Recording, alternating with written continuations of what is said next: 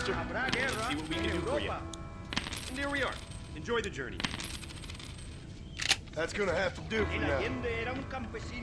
Right, over that trail again. Evening, partner. How you doing?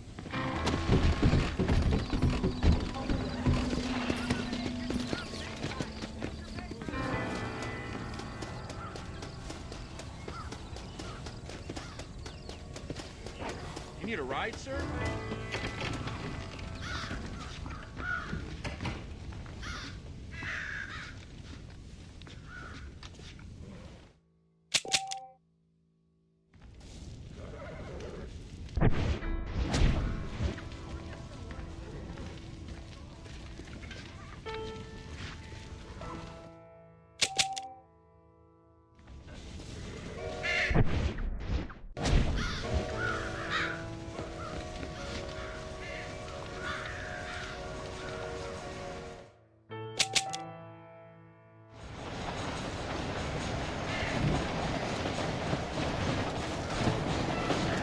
More.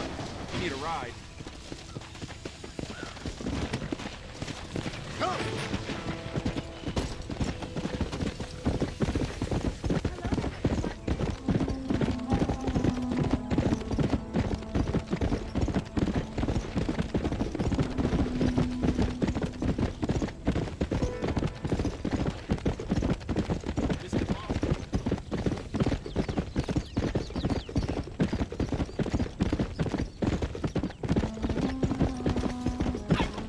Go!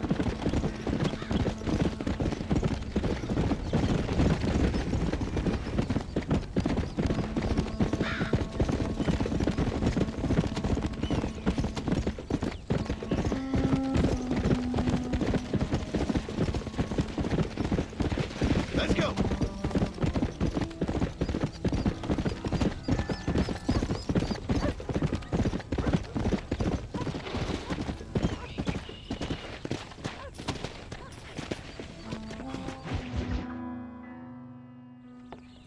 John, we got a telegram from some lady friend of yours, a Bonnie something or other.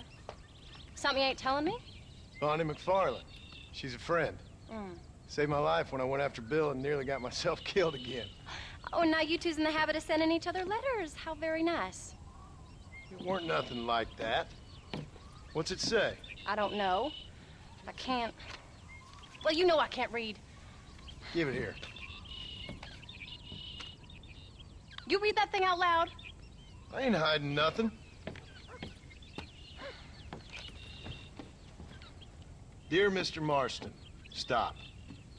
Need corn sacks. Stop. Emergency.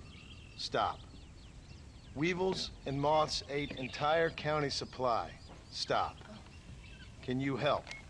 Not exactly the most romantic request now, is it? I guess not. She saved your life, you say? Yes, ma'am. Well, then you're gonna have to help her and her family out. We've got a plentiful supply of corn sacks over near the silo. About the one thing Uncle didn't manage to have stolen while we was gone. Okay. Hurry back, John. And John, what's she like? You know. A little bit like you, I guess. She's a woman in a man's world.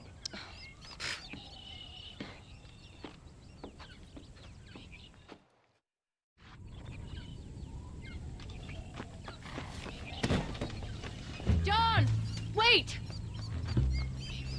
Maybe I should meet this McFarland woman. What are you waiting for? We better hurry.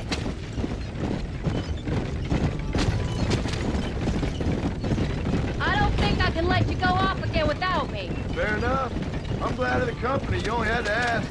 Ask?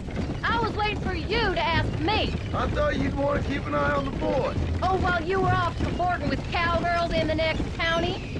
I don't think so, John Marston. You only just got home. That Jack has seen enough of me for a lifetime.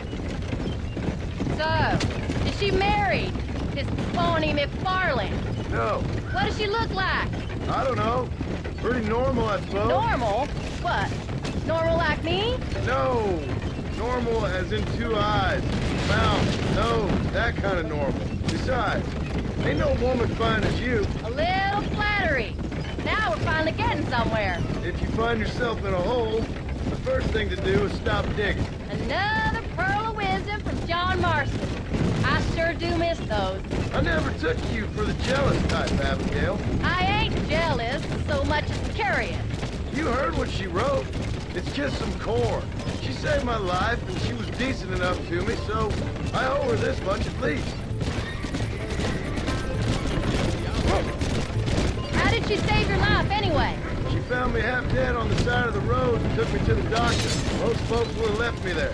Half dead from what? Bill didn't take so kindly to me visiting unannounced. Bill never did like surprises. How was he? Same as he was when we left. Angry and dumb. Taking his revenge out on the world. People down there was really scared of him. Of Bill? You gotta be kidding me. He was only frightening if he was afraid of dumb fools. Bill weren't so bad, but when Dutch went crazy, Bill took it hard. For a while, we all thought we'd found something right. A better way to live, but it was just a lie. So you saw before they did. Maybe. But they was still kind of a family. A family that left you for dead. You knew the truth, John, and they hated you for it. Where'd they take you? Who? Those government bastards. Where did they hold you and Jack? I ain't sure. They kept our eyes covered there and back. Can't have been too far from here, though. They treat you right? It ain't the first time I've had a gun to my head, John. You're forgetting your marriage proposal. Very fun. No, they learned pretty quick what would happen if they laid a finger on me. Sons of bitches. It wasn't them or being there. I didn't care about that. I've been in far worse situations. It was the waiting. I didn't know if you was coming back. Of course I was coming back. You were only supposed to be gone for a couple of days. It took longer than I thought. The only thing Bill and Dutch was ever any good at was not getting caught. I started thinking you'd gone back to them. I really think we should hurry. That life's over. I hope you're right. Bill, Javier, Dutch, they're all dead. It don't get more over than that.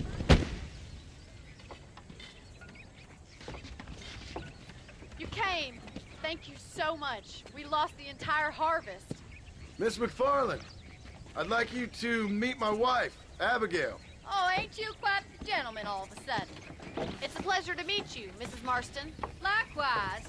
Thank you for saving my husband's life. And for teaching the miserable goat some manners, among other things. I didn't teach him anything. I know better than to try to change a man. You should meet my father. Oh, people can change, Miss McFarland. John and I have to believe that more than anybody. This is a decent first harvest for you, John. You should be proud. That's good land you got there. How are you feeling, Mrs. Marston? From what your husband told me, it must have been awful for you. I've been through worse, and I knew he'd be back before too long. He can't cook a meal to save his life. Abigail, in my darkest hours, when I was most homesick, just the thought of one of your rat meat stews kept me pushing forward. Well, about as amusing as a weeping saddle sore, ain't he, Miss McFarland? If you're gonna start yammering about women's work, John, I'd say you might be in the wrong company. I'd say so, too. I never felt so outnumbered.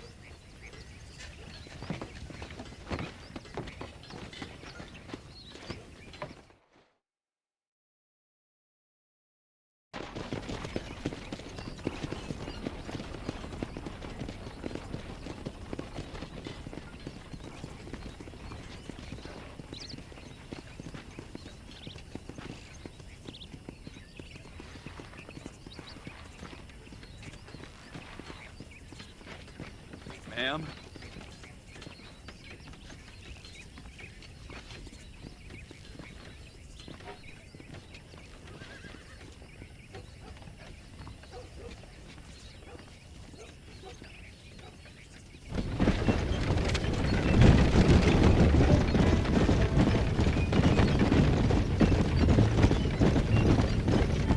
So that was the famous Bonnie. That was her, all right. She's pretty. She's normal, like I said. Well, you always wanted to be a rancher. I'd have thought she'd be just your thing. The perfect rancher's wife, if I ever saw one. I already got a rancher's wife. I'm only teasing. I like her. And I'm glad she saved your life. Most of the time, anyways. The McFarlands are good people.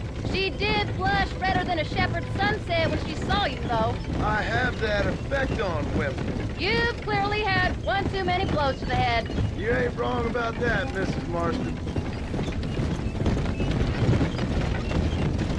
That's quite a ranch they got there. That'll be us someday. As soon as we get back on our feet. I don't know, John. How many times can we start again? An outlaw and a working girl. We ain't exactly farmers. We are now. Forget that life. It's over. Do you really believe that? We have to.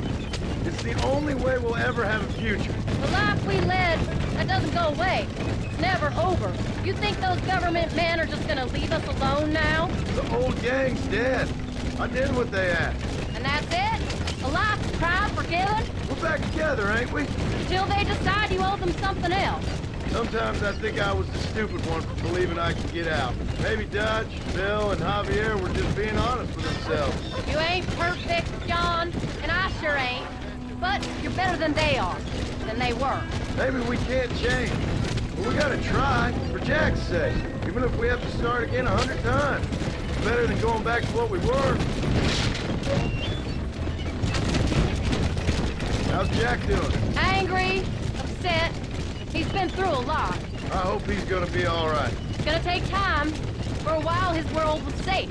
Normal, even. Then it got turned upside down again. He ain't saying much about it. I've tried to talk to him, but how do you explain any of this? What do you say when he asks about Uncle Phil and Uncle Dutch? They were his family when he was a little boy. He hides away in those books of his. Wouldn't you? It ain't like the real world's done him many favors. He's just been kidnapped. He grew up with the gang. That's no life for a boy. We did our best to protect him. Come on, John. He saw things no boy should see. Well, now we got a chance to make it right.